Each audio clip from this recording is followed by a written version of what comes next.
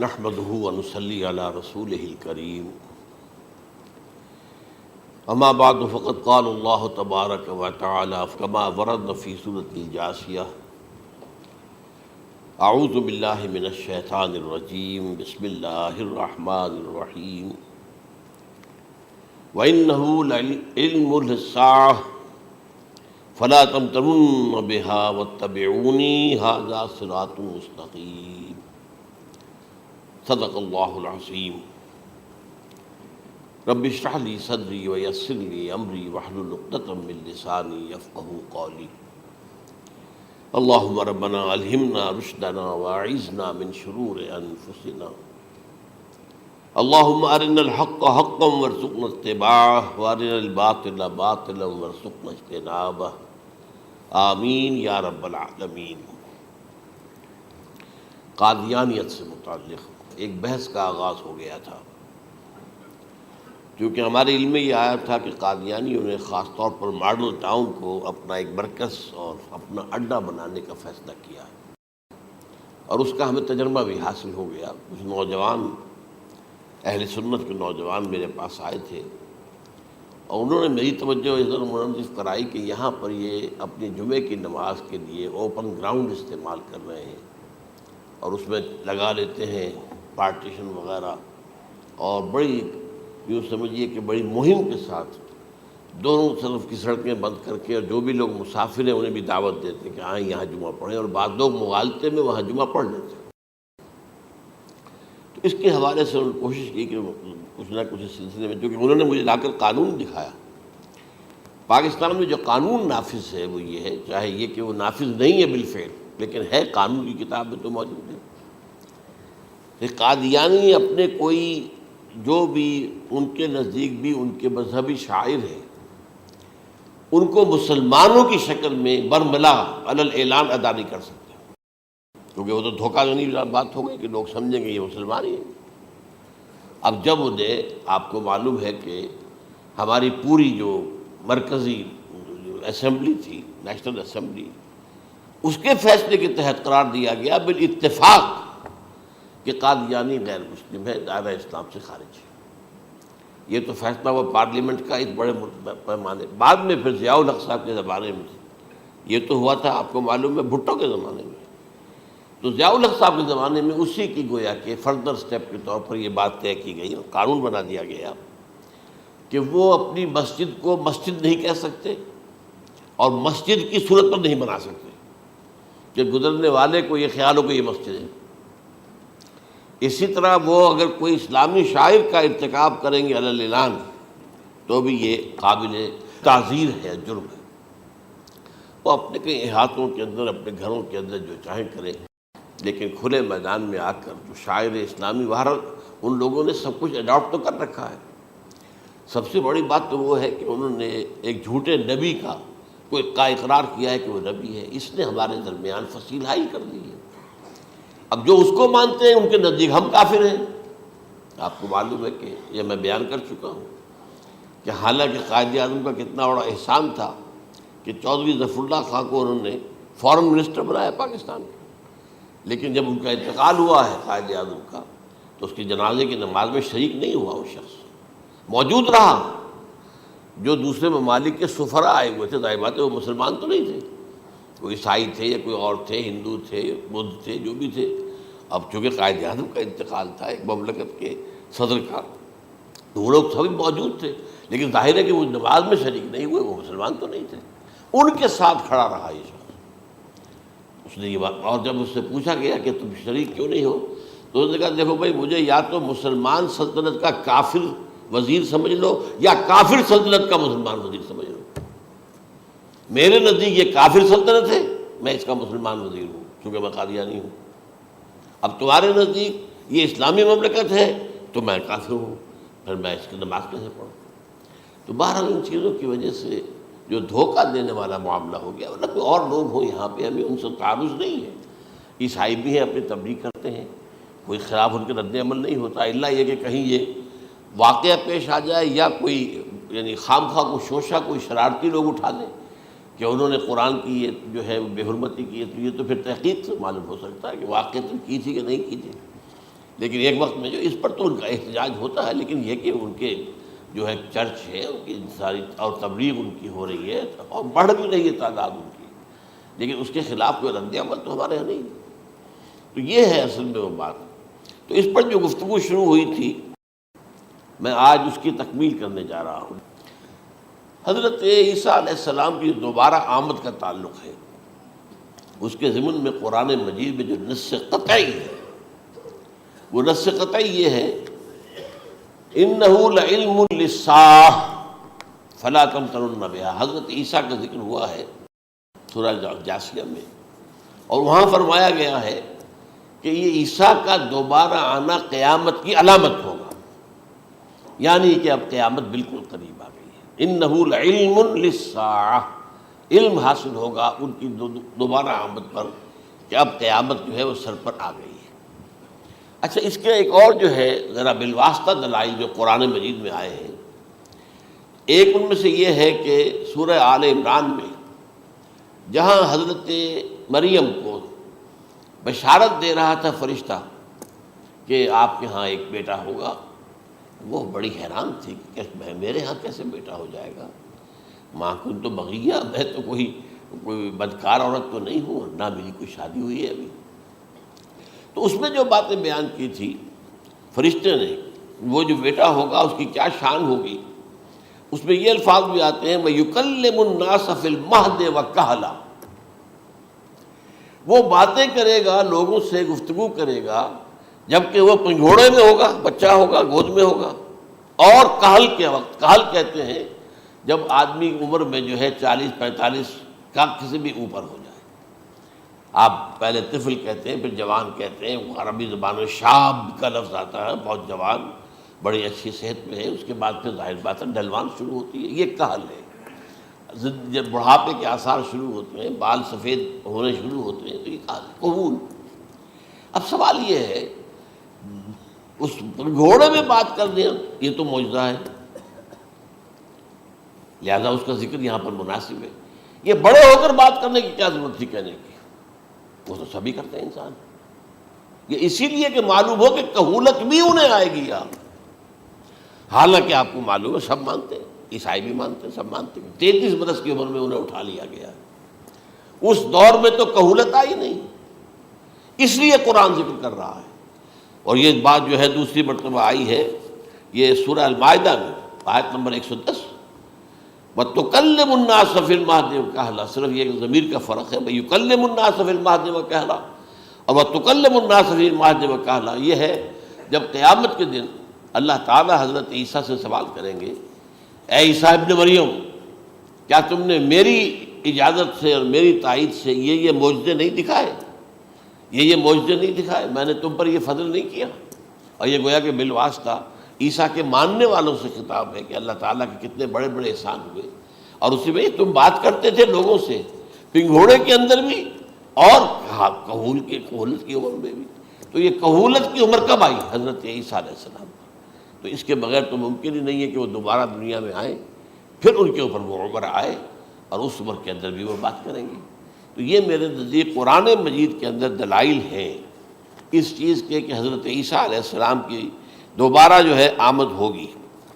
اب اس ضمن میں چاہتا ہوں کہ آج خاص طور پر جو الساعہ کی اور جو علامتیں قرآن میں آئی ہیں، یہ ضمنی مضمون ہو جائے گا، لیکن بہرحال یہ بھی ایک معلوماتی مضمون ہے کہ ایک تو یہ قیامت کی بڑی نشانیوں میں سے حضرت عیسیٰ کا دوبارہ آنا، اور کیا کیا جو ہے باتیں بیان ہوئی ہیں وہ ذرا غور سے سن لیجیے۔ پہلی بات میں نے ہلکا سا حوالہ دیا تھا، ہم تو ایک لفظ قیامت بولتے ہیں، وہ قیامت جو ہے اتنا ہمارے نزدیک جامع لفظ ہے کہ جس میں وہ بھی جو زلزلۃ الساعہ آئے گا وہ بھی ہے، پھر جو نفخ روح نفخ ساق ہوگا وہ بھی ہے، لیکن قرآن مجید سے معلوم ہوتا ہے کہ یہ الساعہ ہے، وہ گھڑی جس دن کے یہاں قیامت برپا ہوگی، زلزلہ آئے گا، شدید ترین حالات آئیں گے، فوری طور پر تمام انسان مر نہیں جائیں گے۔ جو ہے اس کا نقشہ جو کھینچا گیا ہے، یا ایھا الناس اتقوا ربکم ان زلزلۃ الساعۃ شیء عظیم یوم ترونها تذہل کل مرضعۃ عما ارضعت وتضع کل ذات حمل حملها وتری الناس سکارى وما هم بسکارى ولیکن عذاب اللہ شدید، اے لوگوں ڈرو، اللہ کا تقوی اختیار کرو، اس لیے کہ قیامت کا زلزلہ بہت سخت شے ہے، بہت بھاری شے ہے۔ ان زلزلۃ الساعۃ شیء عظیم، جب پہاڑ چل رہے ہوں گے اور جو ہے انسان جو ہیں گے وہ جس طرح پروانے ہوتے ہیں، پتنگے ہوتے ہیں، ایسے اڑ رہے ہوں گے انسان، اور اس میں یہ بھی حال ہوگا کہ لوگ جو ہے ہر جو دودھ پلانے والی ہے وہ اپنے بچے کو بھول جائے گی۔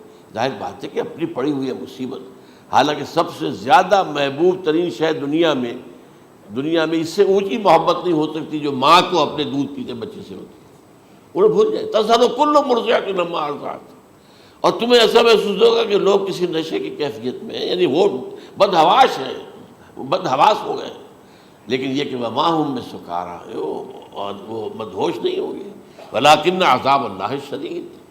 تو یہ ہے زلزلۃ الساعہ، وہ ایک خاص وقت جو ہے، ایک خاص گھڑی جس میں کہ یہ ہونا ہے۔ اس کے علاوہ قرآن مجید میں القارعہ، القارعہ والقارعہ وما ادراک ما القارعہ، یوم یکون الناس کالفراش المبثوث وتکون الجبال کالعہن المنفوش۔ اب یہ کیا ہے؟ یہ نقشہ ہے قیامت، یہ الساعہ، القارعہ الساعہ۔ اسی کے ساتھ قرآن میں آتا ہے الواقعہ، اذا وقعت الواقعۃ لیس لوقعتها کاذبہ، تو یہ خافضۃ رافضہ، یہ الفاظ سورہ واقعہ میں ہے۔ اسی طریقے سے اور جو ہے الحاقہ، ما الحاقہ وما ادراک ما الحاقہ، یہ تمام جو الفاظ قرآن مجید میں آئے ہیں یہ آئے ہیں الساعہ کے لیے، قیامت کے لیے نہیں۔ قیامت میں بعد میں بتاؤں گا آپ کو۔ چنانچہ 3 نفخے ہیں جو قرآن سے ثابت، نفخ فی الصور، اور اس نفخ فی الصور کا یہ عالم ہوگا یوم ینفخ فی الصور ففزع من فی السماوات ومن فی الارض الا من شاء اللہ، جس دن پھونکا جائے گا سور میں، اور اس وقت صورتحال یہ ہو جائے گی کہ جو بھی آسمانوں میں ہے، زمین میں ہے، سخت پریشانی اور سخت پشیمانی اور ایک طرح کے مرعوبیت اور خائف ہو کر رہ جائیں گے، الا ان کے کہ جن کو اللہ چاہے، اس کے کوئی ملائکہ مقربین ہوں گے۔ من فی السماوات فی الارض ہے، اس لیے ساتھ ہی یہ کہہ دیا گیا ہے، لیکن یہ باقی پورے لوگوں کے اوپر، پوری مخلوقات کے اوپر ایک جو ہے گھبراہٹ کی کیفیت طاری ہو جائے گی۔ تو یہ ہے پہلا فضا۔ دوسرا فضا کیا ہے؟ فضا صعق، صعق کہتے ہیں آدمی کا بے ہوش ہو جانا۔ یہ دوسری مرتبہ جب سور پھونکا جائے گا، وَنُفِخَ فِي الصُّورِ فَصَعِقَ مَن فِي السَّمَاوَاتِ وَمَن فِي الْأَرْضِ إِلَّا مَا شَاءَ اللَّهُ، یہ ہے کہ اس کے بعد وہ سب کے اوپر موت طاری ہو جائے گی۔ یہ دوسرے سور پھونکے جانے کے بعد ہے۔ پھر ثُمَّ نُفِخَ فِيهِ أُخْرَى، پھر ایک مرتبہ اور پھونک ماری جائے گی، یہ تیسرا ہو رہا ہے۔ فَإِذَا هُمْ قِيَامٌ يَنظُرُونَ، تو اچانک سب کے سب کھڑے ہوں گے اللہ کی طرف دیکھتے ہوئے۔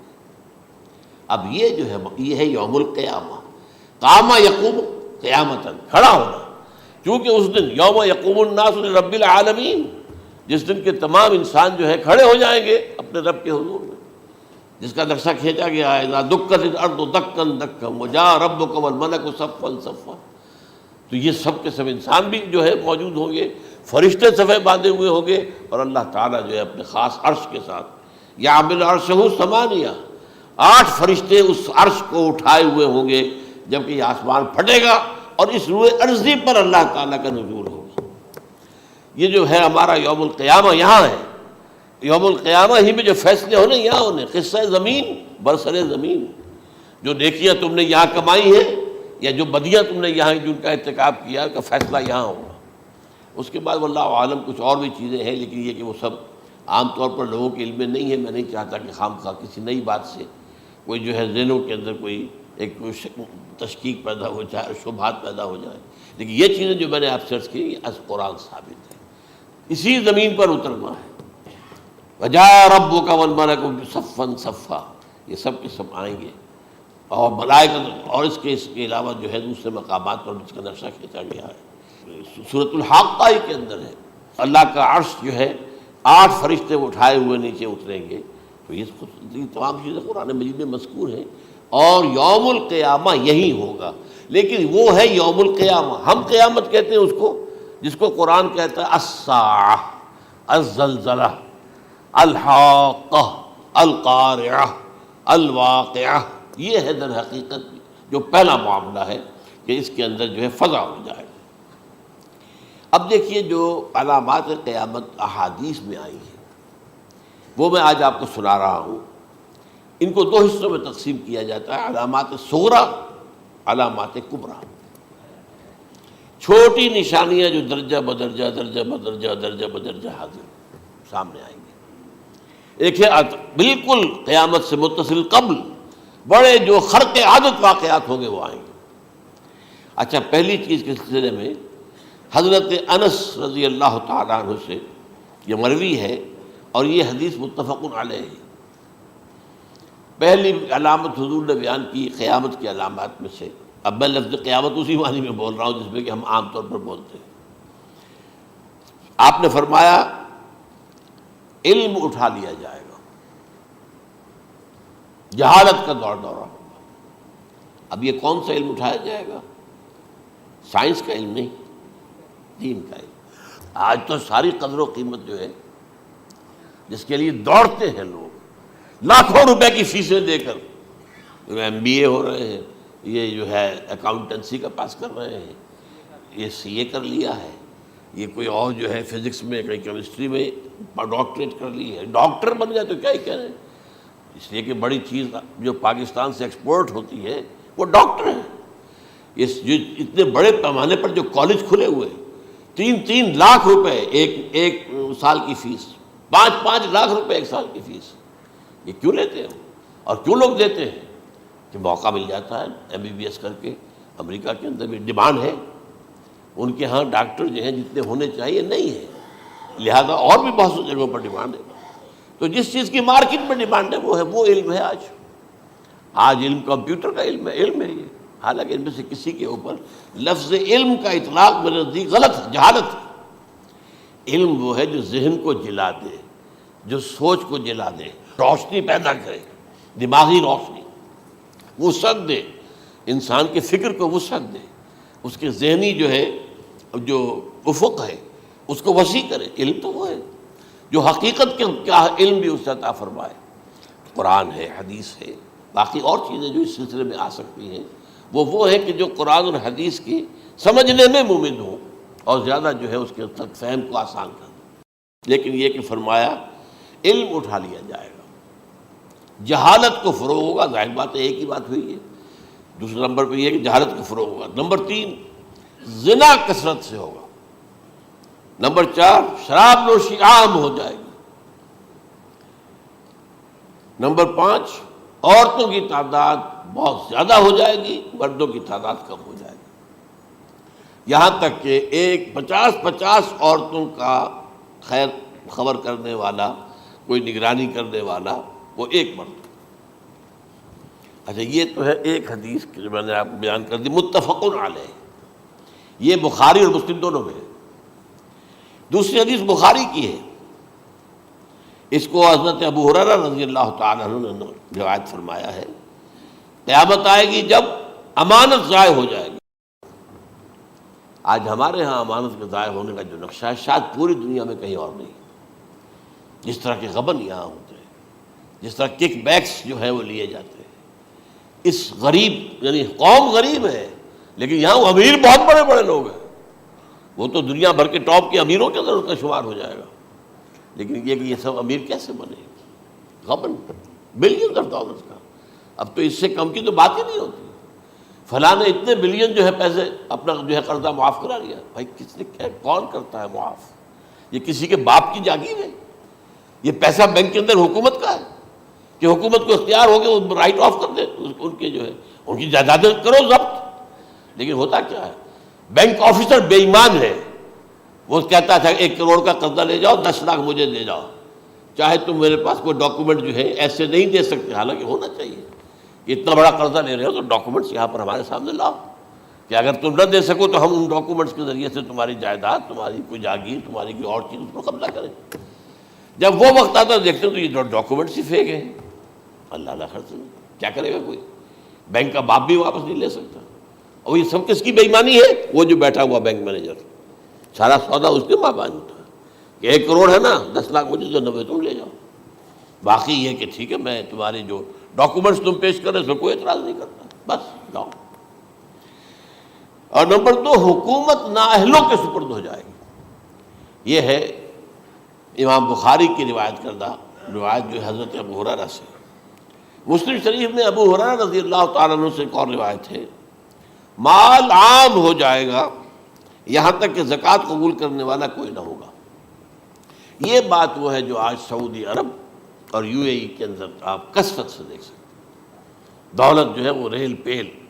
ابھی تھوڑا سا آیا ہے معاملہ خاص طور پر دبئی میں، کیونکہ وہاں بہت زیادہ کنسٹرکشن ہو رہی تھی، تو پوری دنیا میں آپ کو معلوم ہے کہ جو ریئل اسٹیٹ کہلاتا ہے اس کا حال بہت پتلا ہے، لیکن وہاں کے دولت ریل پیل ہے ہر جگہ پر.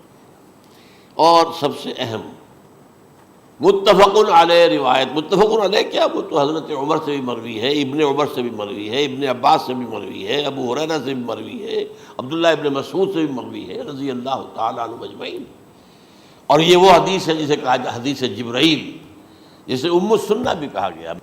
اس میں جو آخری سوال کیا حضرت جبرائیل نے حضور سے، چوتھا، پہلا یہ تھا کہ اسلام کیا ہے مجھے بتائیے، ایمان کیا ہے، اس کی حقیقت کیا ہے یہ مجھے بتائیے، تیسرا احسان کیا ہے یہ بتائیے، چوتھا یہ کہ قیامت کے بارے میں بتائیے کب ہوگی.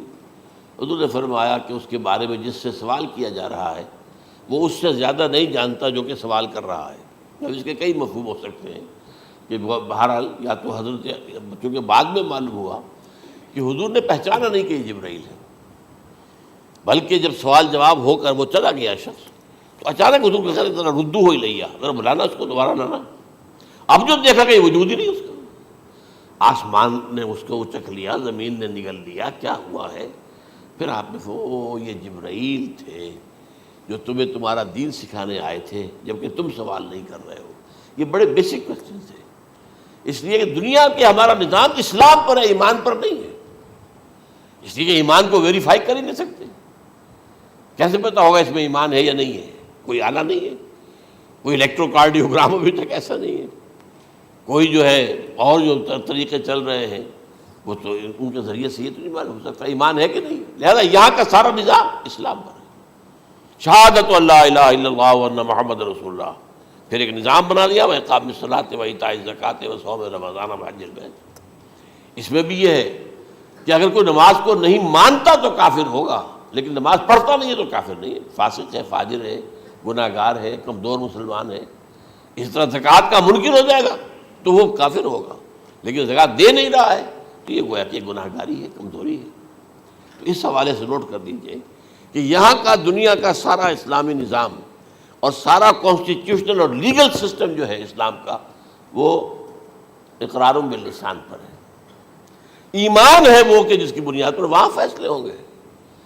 یہاں کوئی شخص مسلمانوں کا بڑا لیڈر ہے، بڑا علامہ ہے، بڑی اس کی قدر و منزلت ہے، اس کے ہاتھ چومے جا رہے ہیں، پاؤں چومے جا رہے ہیں، ہو سکتا ہے وہاں کہا جائے دفع ہو جاؤ، تمہارے دل میں ایمان نہیں تھا، تم نے یہ سب کچھ کیا تھا اس لیے کہ کہا جائے کہ بڑے عالم ہو، اور یہ کہا جا چکا فقط قیل. اب یہاں کچھ نہیں ہے تمہارے پاس. پھر فرشتوں کو حکم ہوگا کہ اس کو گھسیٹتے ہوئے جہنم میں ڈال دیں. 3 باتیں بیان کی آپ نے. یہی حشر اس کا ہوگا مالدار کا. اللہ پوچھے گا میں نے تمہیں بہت مال دیا، تم نے کیا کیا؟ وہ کچھ گنوانا شروع کرے گا، اللہ فرمائے گا جھوٹ بول رہا ہے، قذب تھا، تم نے یہ خیرات و صدقات اس لیے کیے تھے کہ تمہاری سخاوت کے ڈنکے بج جائے، تعریفیں کی جائے. وہ کی جا چکی ہے، دنیا میں ڈنکا بج گیا. یہاں کچھ نہیں، وہ نیت دل میں کچھ اور تھی تمہارے. میں لیس البر ان تولوا وجوہکم والا قرآن مجید کا سبق ہمارا منتخب نصاب کا نمبر 2 بڑی تفصیل سے بیان کیا. یہی معاملہ ہوگا اس عالم کا. اللہ فرمائے گا میں نے تمہیں علم دیا، تم نہیں. وہ کہے گا میں نے علم پھیلایا لوگوں میں ہدایت کی. کوئی جھوٹ بول رہے ہو، تم نے تو صرف اس لیے کیا تھا، تمہاری نیت یہ تھی کہ بڑا عالم شخص ہے، بڑا فاضل شخص ہے. تو یہ سب کہا جا چکا. تو وہاں کا معاملہ جو ہے وہ اسلام پر نہیں ہے. یا آپ دکھائیں گے دیکھیے یہ میرا آئیڈینٹی کارڈ، اس پہ اسلام میرا مذہب لکھا ہوا ہے، یا یہ میرا پاسپورٹ ہے. آئیڈینٹیفیکیشن کے لیے دنیا میں عام طور پر یہ چیزیں ہوتی ہیں. کوئی تعلق نہیں. آخرت کا معاملہ کسی اور شے پر ہے. وہ تو ایمان دل میں ہے اور تمہارے تمام جو حرکات ہیں، اعمال ہیں، ان سب کے اندر جب تک کہ اصل جو قوت متحرکہ ہے وہ اللہ کی محبت نہ بن جائے، اخلاص للہ، بحب اللہ للہ، اور یہ کہ یہ تمام چیزیں جیسا کہ فرمایا، ایک حدیث بڑی پیاری ہے، ایمان کی تکمیل کی علامت کیا ہے؟ فرمایا من احب للہ وابغض للہ ومنع للہ واعطى للہ فقد استکمل الایمان۔ جس شخص کے نے محبت جس سے بھی کی، اللہ کے لیے کی، اپنے مفادات کے لیے نہیں، رشتہ داری کی بنیاد پر نہیں، محبت اوپر ہو جائے، رشتہ دار کا حق ہے دو، بیوی کے حقوق ہیں دو، لیکن محبت یہ اللہ کے لیے ہو کہ فلاں شخص سے مجھے محبت اللہ کے لیے، اور اگر نفرت رکھی تو اللہ کی وجہ سے رکھی، اس لیے رکھی کہ وہ اللہ کے دین سے دور ہے، وہ اللہ کے راستے پر نہیں آ رہا ہے، وہ فسق و فجور کی جو ہے زندگی کو آ رہا۔ اس میں بھی یہ ہے کہ یہ نہیں ہے تعلق قطع کر لو، تعلق قطع کرو گے تو تبلیغ اور اصلاح کا موقع کہاں رہے گا، لیکن دلی محبت نہیں ہوگی اس سے۔ تو اگر محبت ہے تو اللہ کے لیے، اور نفرت ہے تو اللہ کے لیے، اور کسی کو کچھ دیا ہے تو اس لیے کہ اللہ کا حکم ہے کہ دوں، اور کسی سے کچھ روکا ہے تو اس لیے کہ اللہ کا حکم ہے کہ روکوں، اس کو نہیں دینا ہے۔ فقد استکمل الایمان، تو اس شخص نے ایمان کی تکمیل کر لی۔ یہ ہے اصل جو ڈیسائیڈنگ فیکٹر ہے، وہ یہ ہے۔ اور اس ایمان کی پہلی علامت کیا ہے؟ کیسے معلوم ہو میرے اندر ایمان ہے؟ پہلی علامت سب سے کم تر درجے کا ایمان، اس میں فرمایا گیا اذا اساءت کا سیئۃ وحسنت کا حسنۃ فانت مومن، اگر کوئی اچھا کام کر کے خوشی ہو اور کوئی برا کام ہو جائے تو ملامت ہو، یہ کیا کر بیٹھا، یہ میں نے کیا کیا ہے، یہ مجھے نہیں کرنا چاہیے تھا، یہ اگر احساس ہے نیکی اور بدی کا تو تمہارے اندر ایمان ہے۔ یہ ایمان ہے ادنا درجے کا، اور وہ ایمان من احب للہ وابغض للہ واعطى للہ ومنع للہ فقد استکمل الایمان۔ اچھا، یہ جو متفق علیہ حدیث ہے جو حضرت جبرائیل کی ہے، اس میں پھر انہوں نے کہا کہ اچھا اگر آپ مجھے یہ کب ہوگی قیامت نہیں بتا سکتے تو اس کی کچھ علامتیں بتائیے۔ یہ بڑی عظیم تھا، کیونکہ یہ تو تمام احادیث کے اندر میں نے عرض کیا نا کہ سب سے زیادہ صحابہ سے منقول ہے، اور آپ نے فرمایا کہ جب لونڈی اپنی مالکہ کو جنے گی اور تم دیکھو گے کہ ننگے بدن ننگے پیر بھوکے ننگے بھیڑوں اور بکریوں کو چرانے والے اونچی سے اونچی عمارتیں بنانے میں ایک دوسرے کا مقابلہ کریں گے۔ اذا تلد الامۃ ربتها، کیا بانی ہے، یہ خاص الفاظ کیوں کہے گئے؟ اولاد والدین کے سامنے دب کر رہتی تھی، کبھی سینہ تان کر بات نہیں کرتے تھے، ٹھیک ہے کوئی بات آپ مان نہیں سکتے، ابا جان یہ بات تو میں نہیں کر سکتا، یا فرض کیجئے کہ وہ آپ کو کسی نیکی سے روک رہے ہیں، کہ دینی کام سے روک رہے ہیں، ابا جان یہ تو میں نہیں کروں گا، یہ تو دین کا فرض ہے، یہ کہیں آپ اور ڈٹ کر کہیں اور جمیں اس پر، لیکن یہ کہ کوئی سرکشی کا انداز نہ ہو، ایسا نہ ہو کہ اپنے جناب سینے کو تان کر کے کھڑے ہو جائے، میں نہیں کروں گا، یہ نہیں، یہ غلط ہو جائے۔ اچھا، اولاد میں بیٹی جو ہوتی تھی وہ زیادہ سبارڈینیٹ، سبمسیو، بات ماننے والی، کہیں بھی سر اونچا نہ کرنے والی، اور آخری دور میں کیا ہوگا، بیٹیوں سے مائیں ڈریں گی، انہیں ٹوک نہیں سکتی کسی بات پر، پتہ نہیں کیا بک دے گی، کیا بکواس کر دے گی۔ یہ تو ہمارے ہاں ہو گیا ہے، باہر کیا ہے وہ تو آپ یہ بھی نہیں پوچھ سکتے، آپ کی 13 برس کی لڑکی آئی ہے رات کو 1 بجے، نہیں پوچھ سکتے کہاں رہی ہو، یہ رات کہاں گزاری، پوچھ ہی نہیں سکتے، یہ پوچھنا بھی جرم ہے۔ اپنے چھوٹے بچے کو آپ نے ایک تھپڑ مار دیا، تہذیب ہے، سکھانا ہے، غلط کام کیا ہے، اس کی سرزنش ہو رہی ہے، فوراً وہ اگر ایک فون کر دے گا پولیس آئے گی، بچے کو لے جائے گی، اسے لا کر کہیں اور جو ہے ڈپازٹ کرے گی، اور آپ پر مقدمہ چلے گا، آپ کو اس کی سزا بھگتنی ہوگی۔ ظاہر بات ہے کہ پھر وہاں سرکشی کا کیا عالم ہوگا، پھر اولاد کہاں سر جھکائے گی، کس درجے میں جھکائے گی، اس کی تربیت عثمانی میں ہوئی نہیں، تو ان تلد الامۃ ربتہا، گویا کہ بیٹی کے نزدیک ماں جو ہے وہ ایسی ہو جائے گی جیسے لونڈی، گویا کہ لونڈی نے ایک اپنی مالکہ کو جنم دیا ہے، بیٹی مالکہ بن جائے گی اور ماں جو ہے لونڈی بن جائے گی، اور دولت کی ریل پیل کا ابھرتا دکان، یہ جو بھوکے ننگے اور مفلس، کیا حال تھا 100 برس پہلے، انہیں کھانے کو کچھ نہیں ملتا تھا، یہ مشرقی ساحل پر تھے، یہ سوائے یہ کہ مچھلیاں پکڑ لی اللہ خیر اللہ وہ کھا لی، یا کہیں ان کو بیچ دیا، کوئی بنڈی لگ گئی، بنڈی لگ جاتی تھی وہاں، اور کیا تھا؟ اور مغربی ساحل پہ کیا ہوتا تھا؟ ساری ان کی معیشت حج کے گرد گھومتی تھی، حاجی آئے ہیں خریداریاں کر رہے ہیں، اور آپ کو معلوم ہے پوری دنیا سے مال پہلے بھی پہنچتا تھا وہاں، آپ کو جو ہے ہر ملک کے ہر کونے کا پھل وہاں مل جائے گا آج بھی، اور وہاں پر یہ ہے کہ سب سے بڑی بدوؤں کے لیے سب سے بڑی بات کیا تھی؟ قربانی کا گوشت، اسے وہ سکھاتے تھے، سخت چمڑے کر کے کھاتے تھے، یہ ان کا حل تھا۔ آج جا کر دیکھیے نئے شہر بن رہے ہیں، امریکنز کو کانٹریکٹ دیے جا رہے ہیں، بالکل ماڈرن شہر بنا دو، ایک ایبسلیوٹلی ماڈرن شہر جو ہے وہ جو مشرقی ساحل کے اوپر جو پہلے سے آرام کو سٹی ہے، امریکن سٹی ہو، اس کے اندر کوئی سعودی بھی داخل نہیں ہو سکتا سوائے جس کے پاس اس سٹی کی طرف سے لائسنس نہ ہو، اور اس کی چار دیواری کے اندر، چار دیواری کیا فصیل کے اندر کہی ہے، جو چاہو کرو، کوئی تم پر پابندی نہیں، ننگے نہاؤ، تالاب ہے نہا رہے، ننگی عورتیں ننگی مردیں نہا رہے، کوئی پوچھنے والا نہیں۔ اب اسی قسم کا ایک سٹی آباد ہونا جا رہا ہے مغربی ساحل پر، جدہ اور ینبوع کے درمیان، اور اس میں اصل میں جتنی بھی دولت ہے جو پیٹرول کی ہے وہ وہیں پر رکھ لی جاتی ہے امریکہ کے اندر، تاکہ امریکہ جو ہے ایسے ایسے پروجیکٹ بنا کر جب تمہیں دے گا تو اس میں سے پیسے لے گا، وہ نہیں ملتی ان کو واپس۔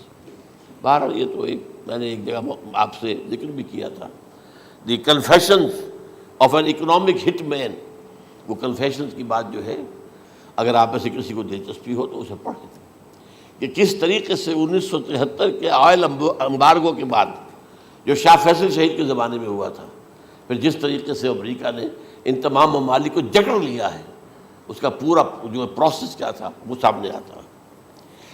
بہرحال اس کے بعد آتا ہے علامات کبریٰ کا ذکر، بڑی علامتیں جو کہ بالکل خرق عادت کے انداز میں ہوگی، جن کا معاملہ جو ہے وہ آپ کے ناپ تول میں نہیں آ سکتا، آپ کی کیمسٹری فزکس اس کا جو ہے وہ نہیں کر سکتی، ادراک ہوگا یہ قیامت کی۔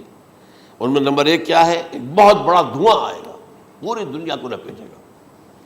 نمبر 2 دجال کا ظہور ہوگا، جو اپنی خدائی کا دعویٰ لے کر آئے گا اور بنوائے گا، اس کے ہاتھ میں ہو جائیں گے، قبضے میں ہو جائیں گے سارے ذرائع پیداوار کے، اس کی طرف بھی پہلا قدم اٹھ چکا ہو، ٹرپس کے نام سے معاہدہ ہو چکا ہے، کوئی ملک اپنا بیج پیدا نہیں کر سکتا، یہ بیج ہم نے ڈیولپ کیے ہیں، ان کے ڈیولپمنٹ سے پہلے تم ایک ایکڑ سے کتنی گندم لیتے تھے، آج کتنی لے رہے ہو؟ کس بنا پر؟ جینیٹکس کا جو کام ہم نے کیا ہے اس کی بنا پر ہو رہا، ہاں تو ہمارا حق ہے، اس کی رائلٹی ہمارے پاس آنی چاہیے، لہذا صرف ان اداروں سے ملٹی نیشنل سے خریدا جائے گا بیج، اور بیج بھی وہ دیں گے وہ کہ جس سے جو فصل اگے گی وہ بیج نہیں لا سکتی، وہ بیج کا کام نہیں کر سکتی۔ جیسے آپ کو معلوم ہے کہ آپ کے ہاں جو گوشت کھایا جاتا ہے مرغے کا، تو مرغا وہ جو ہے اس میں مرغا ہو یا مرغی ہو، اس کے اندر کوئی وہ کیفیت ہی نہیں ہے، ان کے انڈے جو ہے ان سے آپ بچے حاصل نہیں کر سکتے، ہے تو انڈا، دیکھنے کو تو انڈا ہے لیکن وہ بنڈا جو ہے اس سے بچہ تو نہیں حاصل کر سکتے۔ ایسے ہی وہ گندم کا بیج دیں گے، نظر آئے گی گندم، لیکن اس کے اندر وہ صلاحیت نہیں ہے کہ اس سے جو فصل اگے گی اس کا نتیجہ جو ہے وہ بھی آپ لے سکیں۔ یہ ہونا ہے، اللہ جانے، قدم اٹھ رہے ہیں ادھر۔ پھر یہ ہے کہ دابۃ الارض، زمین سے ایک حیوان نمودار ہوگا، زمین شق ہوگی۔ ابھی میں کہہ رہا ہوں خرق عادت ہے، یہ چیزیں وہ نہیں ہیں جو ہماری کسی حساب کتاب میں جو باتیں پہلے آئی ہیں وہ تو حساب کتاب میں آ رہی ہیں، ساری سمجھ میں آ رہی ہیں، ساری چیزیں مشاہدہ ان کا ہو رہا ہے، لیکن یہ ہے کہ دابۃ الارض، یہ کہتے ہیں کہ کوہ صفا، اس میں تو نہیں ہے حدیث میں، کوہ صفا پھٹے گا اور اس میں سے ایک حیوان دابہ وہ ظاہر ہوگا، تو اسی لیے فرمایا ہے وَإِذَا وَقَعَ الْقَوْلُ عَلَيْهِمْ أَخْرَجْنَا لَهُمْ دَابَّةً مِّنَ الْأَرْضِ تُكَلِّمُهُمْ، تو ہم اندر سے پیٹ کے چیر کر زمین کے پیٹ کو ایک حیوان کو برآمد کریں گے جو انسانوں سے بات کرے گا، گفتگو کرے گا۔ نمبر 4، طلوع الشمس من المغرب، یہ بھی خرق عادت۔ سورج تو طلوع ہوتا ہے مشرق سے، غروب ہوتا ہے مغرب میں، لیکن اس وقت معاملہ الٹا ہو جائے، یعنی جو کائنات کے اندر جو گڑبڑ ہوگی کچھ سمجھ میں بات آتی ہے کہ یہ معاملہ جو ہے، یہ تو اس پورے سولر سسٹم کو اگر بدل دیتے ہیں تو مشرق مغرب ہو جانا، مغرب مشرق ہو جانا، یہ سمجھ میں آنے والی بات ہے۔ اس کے بعد ہے عیسیٰ ابن مریم کا نزول، جس کے بارے میں آج میں نے گفتگو کی ہے تفصیل سے۔ یہ نزول ہونا ہے، یہ علامات قیامت میں سے حضور نے بیان فرمایا ہے، اور قرآن مجید کی جو اصطلاحات ہیں اس کے حوالے سے میں نص قطعی جو ہے وہ میں آپ کے سامنے رکھ چکا ہوں۔ پھر یاجوج ماجوج کا ایک معاملہ ہے، یہ میں ابھی اس وقت زیادہ اس پر بات نہیں کر سکتا۔ حضرت عیسیٰ علیہ السلام کے نزول کے بعد 2 کام ہوں گے۔ یہودیوں کا قلع قمع ختم، تمام یہود، ایک کام تو یہ ہونا ہے، اور نمبر 2 عیسائیت کا ختم ہو جانا۔ عیسائیت کی نفی کر دیں گے، بھائی تم مجھے خدا کا بیٹا بنائے بیٹھے ہو، میں تم خدا کا بیٹا نہیں ہوں، میں تو اس کا بندہ ہوں، رسول ہوں، میں نے تم سے کب کہا تھا کہ مجھے خدا کا بیٹا بناؤ۔ نمبر 2 یہ کہ وہ خنزیر کو قتل کر دیں گے، یعنی یہ تم نے خنزیر کب سے کھانا شروع کر دیا؟ میں تو تم کو نکاح اجازت دے کر گیا تھا، یہ تو شریعت موسوی میں حرام تھا، اور میں کہہ کر گیا تھا کہ یہی شریعت تم پر لاگو رہے گی، ہاؤ کم؟ تم نے کیسے یہ؟ آج بھی بہت سے رومن کیتھولکس جو ہے وہ سور نہیں کھاتے، وہ اس میں ہے ان کے اندر کچھ نہ کچھ بات جو ہے جو حضرت عیسیٰ کی تعلیمات کا کچھ اثر ان کے ہاں ہے۔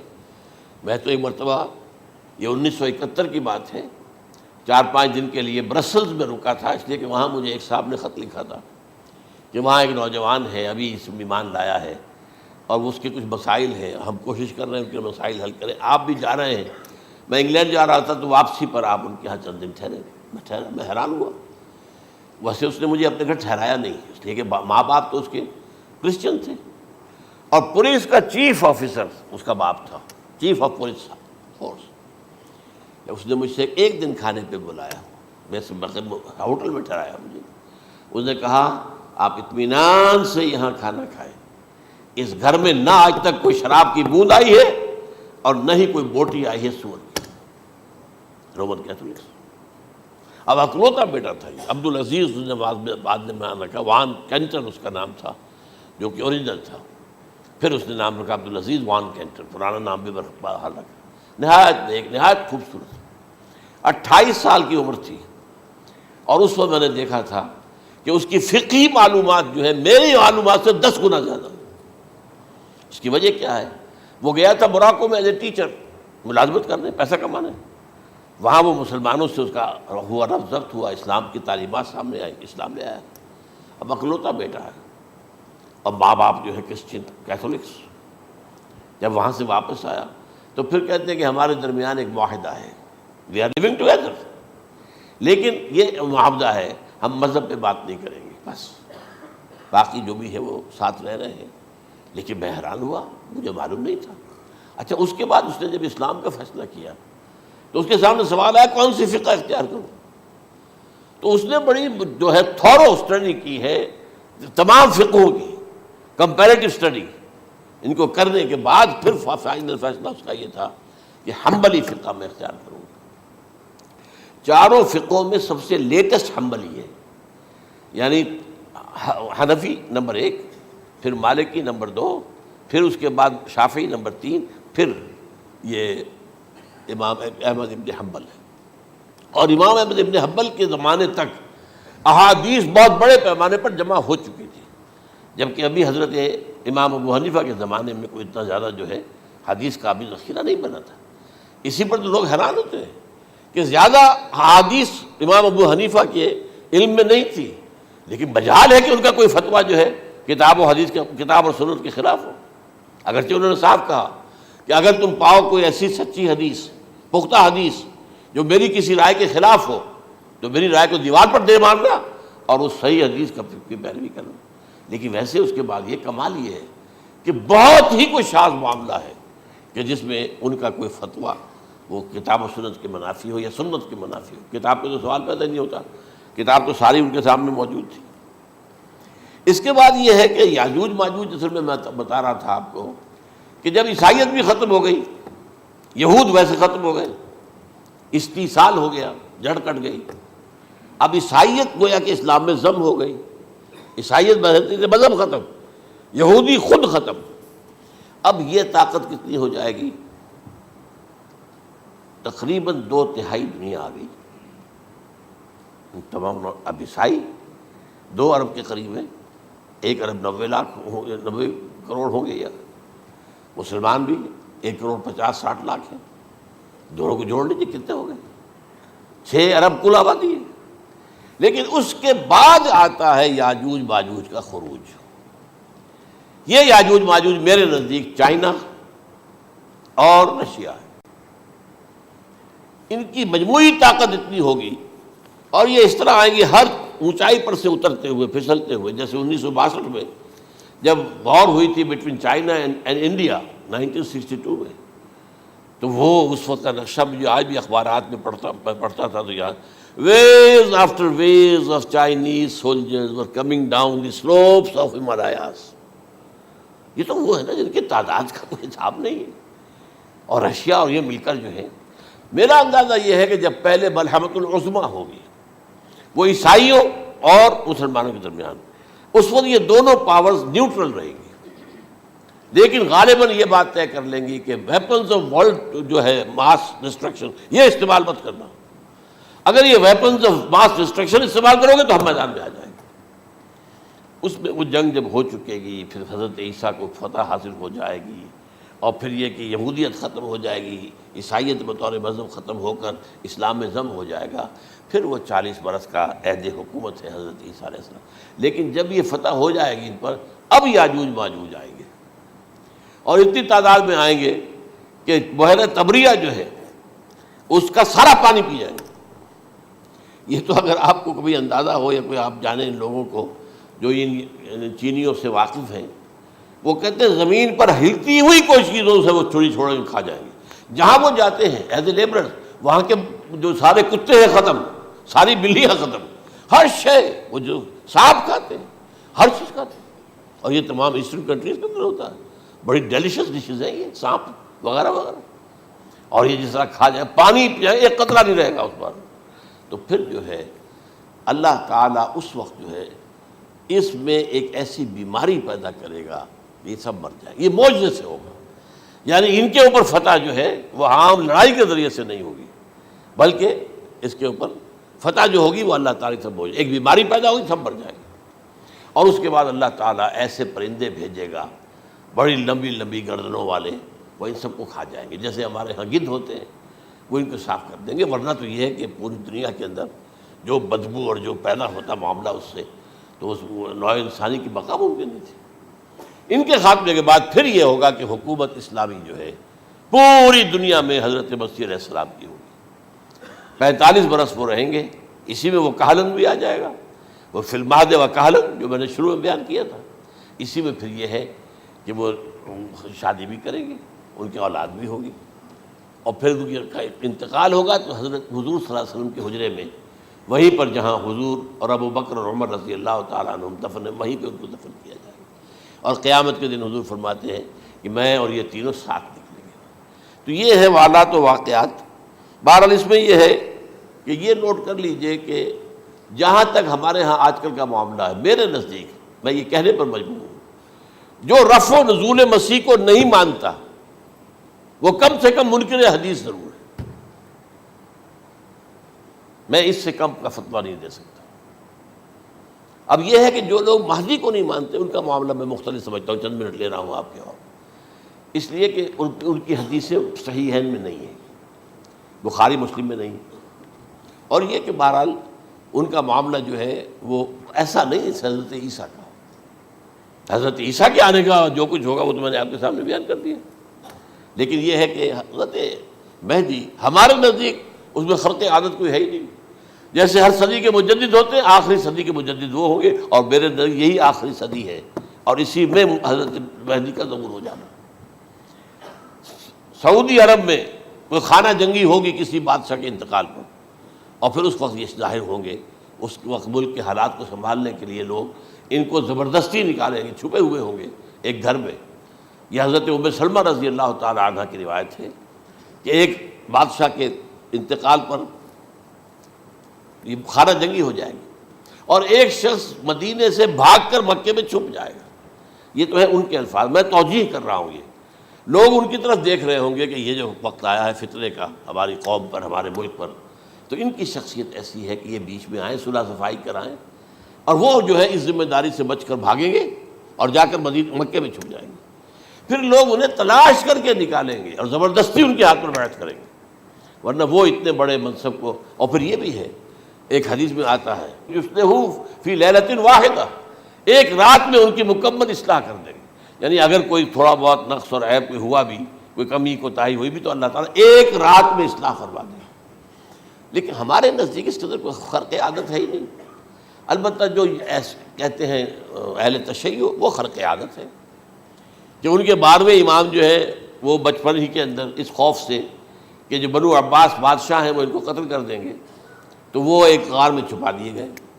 اب وہ 1200 برس سے اس غار کے اندر چھپے ہوئے، اور اس کے بعد وہ ظاہر ہوگی، وہ امام مہدی ہوں گے۔ اس میں خرق عادت ہے، لیکن میں یہ کہتا ہوں کہ محض خرق عادت کی بنیاد پر ہم اس کی نفی نہیں کریں گے۔ کیوں؟ کیا ہم یہ نہیں مانتے کہ اصحاب کہف 300 برس تک سوئے رہے؟ یہ کیا عام بات ہے؟ حضرت عزیر علیہ السلام، اللہ نے انہیں موت دی، موت، اور 100 برس کے بعد زندہ کر کے اٹھا لیا۔ تو خرق عادت حضرت عیسیٰ کو ہم اتنا بڑا خرق عادت مانتے ہیں کہ اٹھا کر آسمان پر، تیسرے آسمان کے اوپر ہیں، موجود ہیں، اب بھی ہیں۔ شب معراج میں تیسرے آسمان پر حضور کی ملاقات ان سے ہوئی۔ تو یہ خرق عادت کی بنیاد پر نفی نہیں ہم کرتے، ہو سکتا ہے، لیکن یہ کہ اس کے لیے ہمارے پاس کوئی دلیل نہیں، کوئی احادیث نہیں، کچھ نہیں، اس لیے ہم اس کو نہیں مانتے۔ البتہ خود وجود جو ہے حضرت مہدی کا، وہ کوئی عجیب بات نہیں ہے۔ وہ تو جیسے پہلے بھی آئے ہیں ہمارے مجددین، ایسے مجدد ہوں گے اور دین کو تازہ کر دیں گے۔ ایک صحیح اسلامی ریاست جو ہے وہ عرب میں قائم ہو جائے گی دوبارہ۔ حضور نے فرمایا وہ عدل اور انصاف سے عرب کو اسی طرح بھر دے گا جیسے کہ وہ اس سے پہلے ظلم اور جور اور زیادتیوں کے سے بھری ہوئی ہوگی۔ تو یہ کام ہوگا، یہ تو مجدد کا کام ہوتا ہی ہے اس حوالے سے۔ لیکن بہرحال میں نے پھر بھی کہا کہ اگر احادیث کی کمزوری کی وجہ سے کہ صحیح عین میں نہیں ہے، اگر کوئی شخص انکار کرے تو مجھے کوئی اعتراض نہیں ہے، ٹھیک ہے۔ لیکن جو حضرت عیسیٰ کے نفع سماوی اور حضرت عیسیٰ کے نزول کا انکار کرتا ہے، وہ کم سے کم، میں انہیں اور آگے کوئی فتویٰ نہیں دیتا کہ وہ کافر ہو گئے یا یہ ہو گئے یا وہ ہو گئے، لیکن منکر حدیث کے لائن میں تو وہ لازمت کھڑے ہو گئے، کیونکہ اتنی واضح اور پکی حدیثیں ہیں حضرت مسیح کے نزول کی، اور علامات قیامت میں جس طرح ان کا ذکر آتا ہے کہ اس سے انکار جو ہے وہ جب تک آپ پوری حدیث کے ذخیرے کا انکار نہ کریں اس وقت تک ممکن نہیں ہے۔ اقول قولی ھذا واستغفر اللہ لی ولکم ولسائر المسلمین والمسلمات۔